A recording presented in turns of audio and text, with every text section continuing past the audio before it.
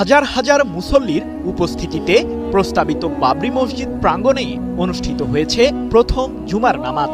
এ সময় মুসল্লিদের জন্য বিনামূল্যে দুপুরের খাবারও পরিবেশন করেছেন আয়োজকরা। এরই মধ্যে মসজিদটি নির্মাণের জন্য কয়েক কোটি রুপি সংগ্রহ হয়েছে বলে জানা গেছে। বাবরি মসজিদ নির্মাণকে কেন্দ্র করে ভারতের সংখ্যালঘু রাজনীতিতে ব্যাপক প্রভাব পড়বে বলে মত বিশ্লেষকদের। প্রশ্ন হলো, মসজিদটি নির্মাণে আর কতদিন সময় লাগতে পারে?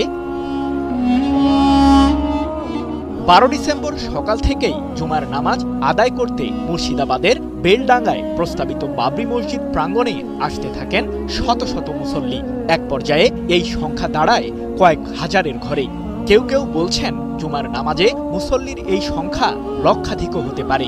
এক প্রতিবেদনে বিষয়টি নিশ্চিত করেছে ভারতীয় সংবাদ মাধ্যম এনডিটিভি। জুমার নামাজের পর কয়েক হাজার মানুষকে দুপুরের খাবারও পরিবেশন করেছেন আয়োজকরা। এ প্রসঙ্গে রান্নার দায়িত্বে থাকা সদস্যরা জানিয়েছেন, প্রায় 150 কেজি চাল দিয়ে খিচুড়ি তৈরি করেছেন তারা, যা মুসল্লিদের মাঝে বন্টন করা হয়েছে। তাদের ধারণা, প্রথমেই জুমার নামাজে কয়েক লাখ মুসল্লির সমাগম হয়েছে। এর আগে চলতি মাসের 6 তারিখ মুর্শিদাবাদের বেলডাঙ্গায় বিধায়ক হুমায়ুন কবির মসজিদটির ভিত্তিপ্রস্তর স্থাপন করেন। পৃথক এক প্রতিবেদনে সংবাদ মাধ্যম এনডিটিভি জানিয়েছে, 12 ডিসেম্বর পর্যন্ত মসজিদটি নির্মাণের জন্য প্রায় 4 কোটি রুপি সংগ্রহ করা হয়েছে। এদিকে বাবরি মসজিদ নির্মাণকে কেন্দ্র করে ভারতের পশ্চিমবঙ্গের রাজনীতিতে ব্যাপক উত্তাপ লক্ষ্য করা যাচ্ছে।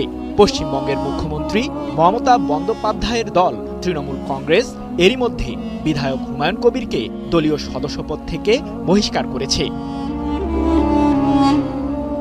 তৃণমূল কংগ্রেসের দাবি, দলটি ধর্মনিরপেক্ষতা তত্ত্বে বিশ্বাস করে, যার কারণেই মূলত হুমায়ুন কবিরকে দল থেকে বহিষ্কার করা হয়েছে। অন্যদিকে ভারতের প্রধানমন্ত্রী নরেন্দ্র মোদীর দল বিজেপি পুনরায় বাবরি মসজিদ নির্মাণের ঘটনাকে সাম্প্রদায়িক উত্তেজনা উস্কে দেওয়ার সাথে তুলনা করেছে। 1992 সালের 6 ডিসেম্বর ভারতের অযোধ্যায় ভেঙে ফেলা হয় 16 শতকের বাবরি মসজিদটি, যা সে সময় ভারতের রাজনৈতিক দৃশ্যপটকে চিরতরে বদলে দিয়েছিল।